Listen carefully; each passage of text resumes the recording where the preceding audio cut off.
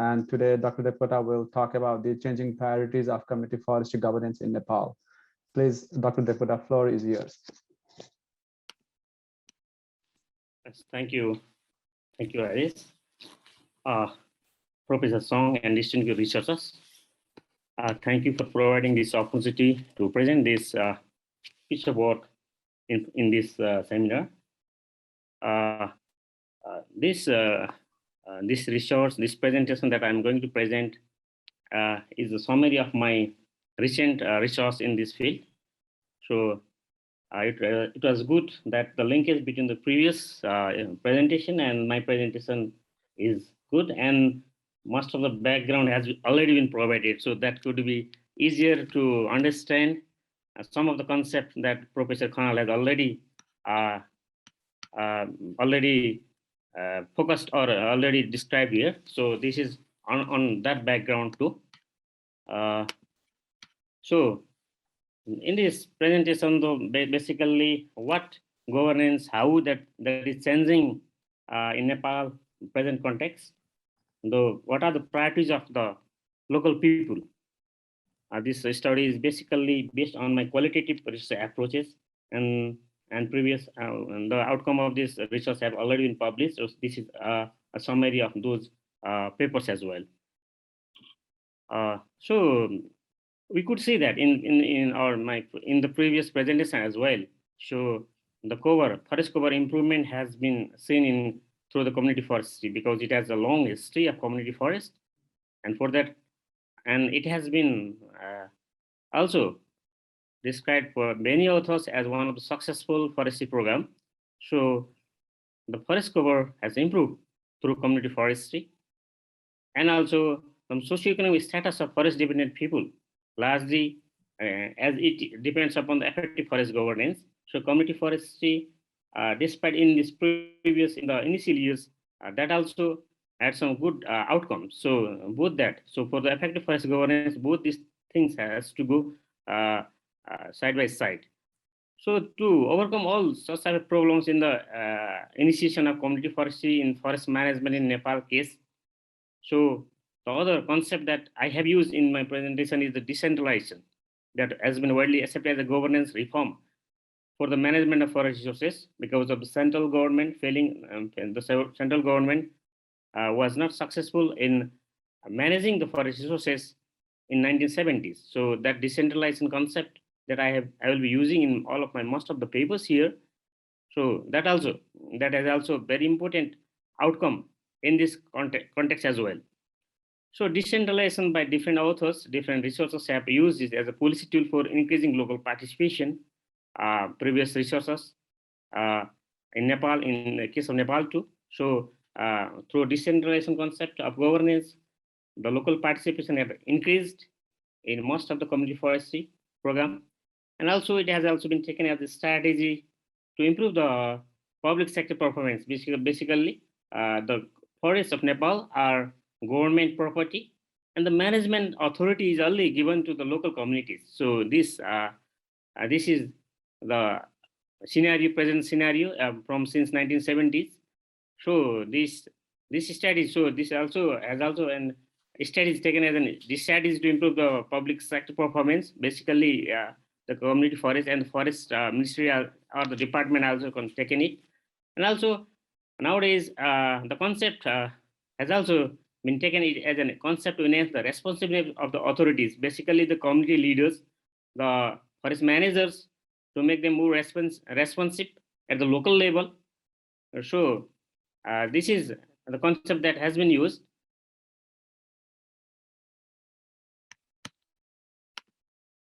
So community in 1970s, if already explained by Professor Khanal, like in the scenario of Nepal in 1970s, that community demand for greater say in forest governance and the failure of central government to manage forests properly, fulfilling the needs of local people, the local community. So, and the recognition of the community's ability that community can manage natural resources not less efficient than the government as well. So this community-based forestry that evolved, and then the community-based forestry, if you see from the 1970s in Nepalese context, so it was basically the government because of the degraded land, because of the incapacity of the government to manage the forest deforestation took place in large scale. So the basic objective was in the initial 1970s, it was to reverse the deforestation. So afforestation and large scale plantation programs were implemented, plantation activities were implemented with the support of different donor agencies as well, even the World Bank and other Western countries.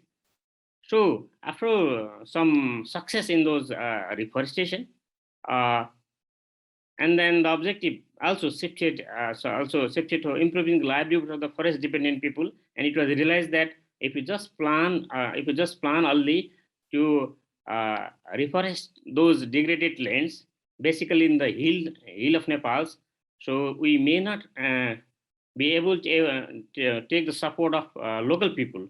And then we also those programs also were linked to improving the livelihoods of those local people.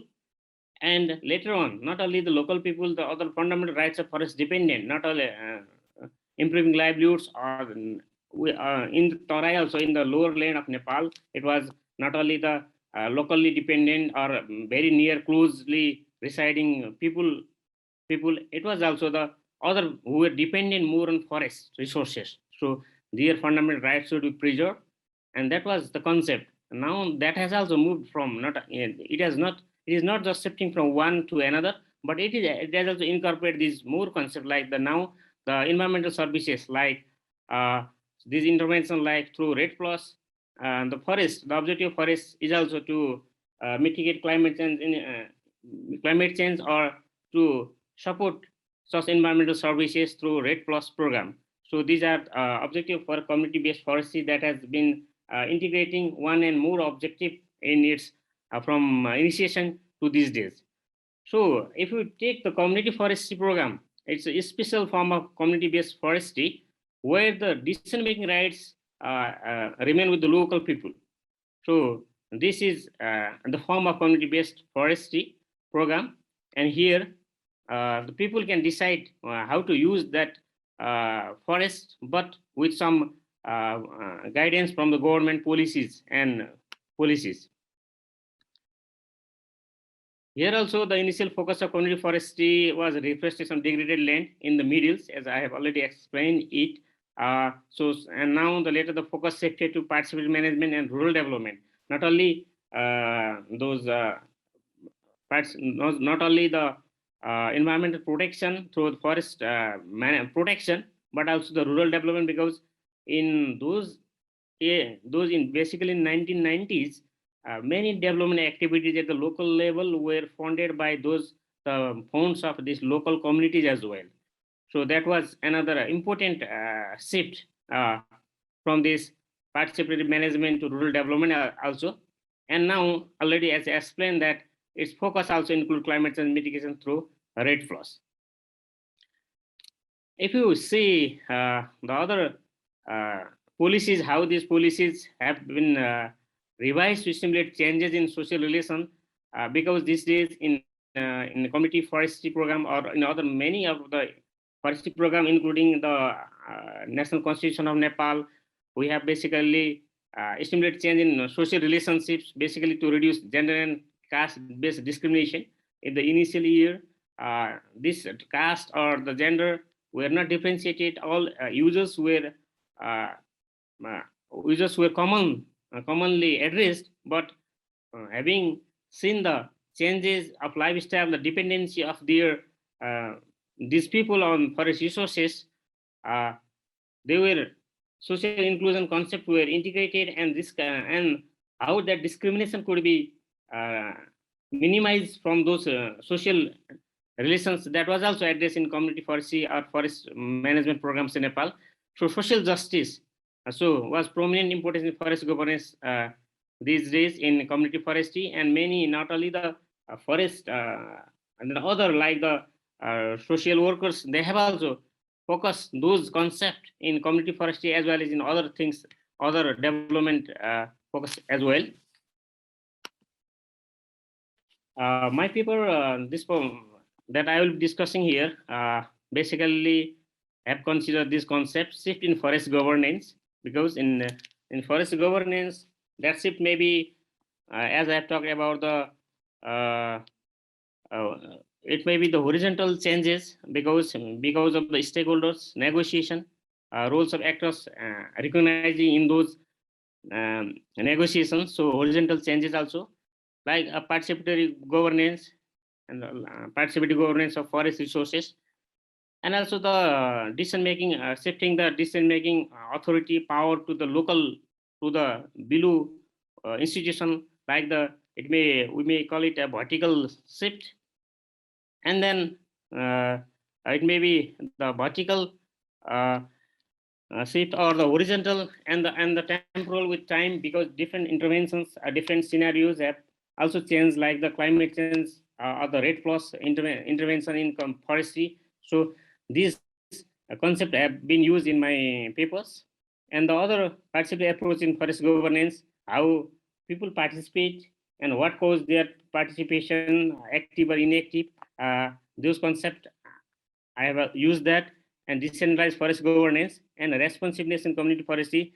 These days, if you see the management participation of people, and if you compare it with the past participation, the active participation of the local people is not as it used to be in the past, because now the people wants the leaders to be more responsive and to work on their behalf. So this could also be observed as a governance shift in those community forests. I have used the three community forests, the case of three community forests in the Tarai region of Nepal. And all my research approaches are qualitative approaches, document analysis, and focus group discussion, in-depth informant interviews, and participant observation. Based on these qualitative approaches, I have some results from in my results. So how users priorities for good governance in community forestry. So the elements of good governance, if we talk theoretically, sure, but how these people conceive them, how they take those elements and which are important to them, that depends upon, because similarity and differences in the priorities of users for the factors of governance depend on the condition of each community and how each was governed.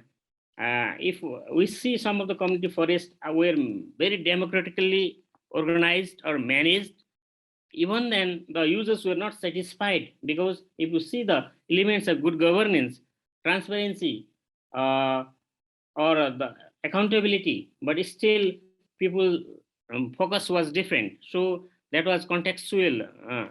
So on the other side, it was also observed that though the people, though the community forests were not participatorily managed, but still the users were satisfied with that, because it was what people obtained from that. So the benefit, how much benefit they could obtain from that community forest, that was important to them. So and theoretically, we have one understanding that these elements may be more important to those local people. But if you see in the ground level, so that is how the management authorities or the local leaders of the community forestry are managing that forest, or whether they are prioritizing their basic benefits, needs or not. That was another important factor that I found in those sites. And for elite groups, accountability was not a major issue, whereas the middle class users expressed strong focus on the accountability of local leaders. This is the reason that elites, most of the, even these days, so even these days, the elite groups are uh, more involved in decision making process, and their decision making process is not still democratic. So they don't want to be accountable on that. And another important thing, because of different intervention in this forestry, the focus of these focus of the leaders, local leaders, and the focus of the users, the forest dependent users, are also different. So they want, the leaders want the community forest to be managed so that the ecological restoration can be formed, or they can explain that to other communities, or they can show their political influence, but for the very dependent people of those community forests, their basic, whether their basic needs are fulfilled or not, that was an important part. So benefit sharing, therefore, in both all the community forestry that I interviewed or through different approaches, the benefit sharing was the first ranked factor in community forest governance. So whether it was transparent or not, whether it was accountable or not, whether it was rule of laws followed or not, that was the second priority. But the first priority they ranked was the benefit sharing, whether how their local, how their leaders are providing benefit through the community forest management. That was important for the forest dependent users. And and in one of my paper, the next paper that I discussed is what factors affect benefit sharing in community forestry, in forest management. So if we see, the scenario has changed because the new policies have made compulsory compulsion of social inclusion, and how much women should represent, how much indigenous groups should represent. But still, even in within that also, men are dominant decision making process. But if you see the involvement of women, it is still higher in forest development activities. So this is an scenario, still the scenario, but some of the part has changed. In some of the community forests, there are some good community forestry that they have, but still the decision making process are still, women are not able to make decisions without the participation of male. That is still the present scenario. Users in the decision making structures, basically the community forest user group, and within that community forest user group, their community forest user committee or other vital post leaders. So they are the most benefited users of the community forest, of the community forest. So that is also affecting whether the local people have been able to position themselves in some key position or not. That also has to determine how much the benefit they have obtained from that community forest. So for this reason, conflict exists in community forest due to varying priorities of different classes. So if we see the classes, basically the economic class, if you compare the economic classes, the poor, for the poor, the basic needs is important. For the rich classes, so maybe like the environmental services is important, because they are more aware of that. Despite being aware of some of the environmental services, the poor cannot go for that. And if you see the management authorities, the elite group or the rich classes people are still in the position. So that causes the conflict in the community forest. So still, that could also be observed. So that also influences how the benefit sharing is taking place in community forests. Now, if you see how the another paper that I have discussed, this from participation empowerment of Dalits. Dalits means the according to Hindu religion, the untouchable caste, that untouchable caste. So the disadvantaged groups in the community. So the views of disadvantaged groups are not taken into account, though they may enjoy their representation within the decision-making structures. Means that yes, because of the policy provisions, there is compulsory participation of Dalits or indigenous groups or other disadvantaged groups in the committee. But still they are present in the decision-making structures. But what happens next is that their views, or they still are not capable of putting their strong views in such forums, because the elite groups, they still dominate their conditions for their reasons. Well, it is not as it used to be in the previous, because of the educational level and other and this democratic conditions of the country, that has improved quite well.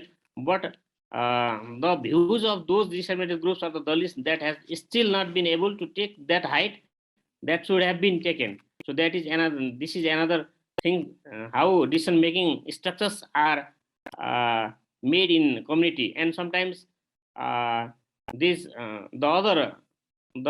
people the other elite groups who can oppose those, they will be outside the structures, because there is provisions for these disadvantaged groups of the Dalits, and for that they cannot come into that quota. So that also conditions become easier for elite groups as well.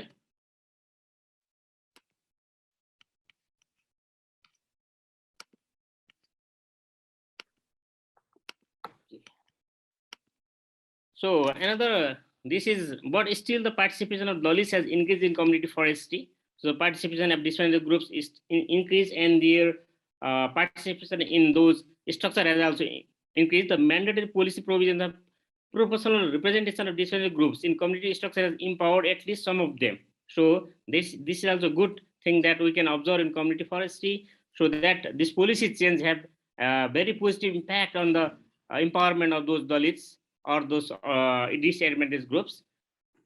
And with new provisions, yes, half of the every committee members are held by women. Still, in these provisions, that has made these provisions, and then that is the advantage that the women have been taken that advantage.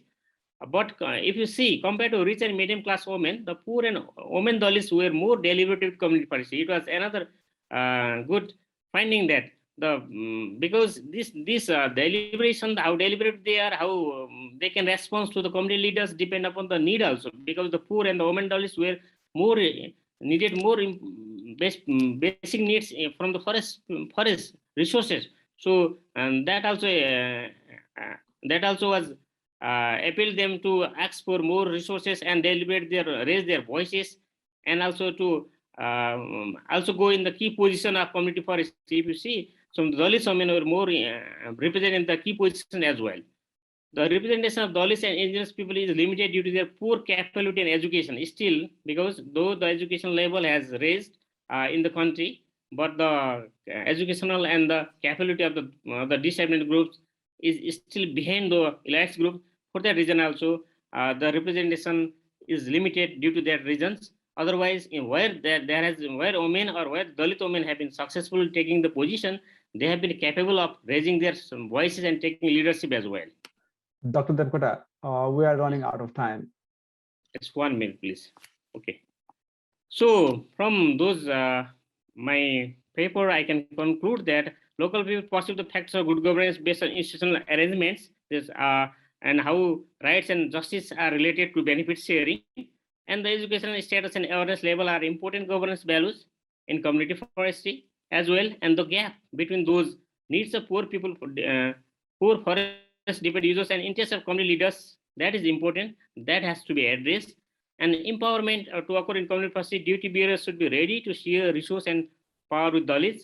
And then the good thing is income generating activities, whether by different intervention, has resulted in greater participation of users. So thank you very much.